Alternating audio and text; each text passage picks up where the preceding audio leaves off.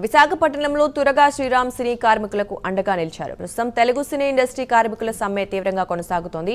30% వేతనాలు పెంచాలన్న డిమాండ్తో వారు బంద్ చేస్తున్నారు. బంద్లో పాల్గొంటున్న కార్మికులకు సినీ విశ్లేషకుడు, సామాజిక ఉద్యమకారుడు తురగా శ్రీరామ్ పూర్తి మద్దతు ప్రకటించారు. రూపాయలు ఇవ్వడానికి సిద్ధపడిపోతారు. కార్మికులకేమో కనీసం 100 రూపాయలు పెంచమంటే ఏదో ప్రాణం పోయినంత ఫీల్ అయిపోతూ ఉంటారు నిర్మాతలు. సినీ కార్మికులు లేకుండా ఒక్క షూటింగ్ చేయగలరా మీరు? ఏమన్నా అంటే పక్క రాష్ట్రాల నుంచి తెచ్చుకుంటాం అంటారు. అంటే మన తెలుగు వాళ్ళు మీకు పనికిరారు, మన తెలుగు కార్మికులు మీకు పనికిరారు. వీళ్ళ టాలెంట్ని మీరు గుర్తించరు.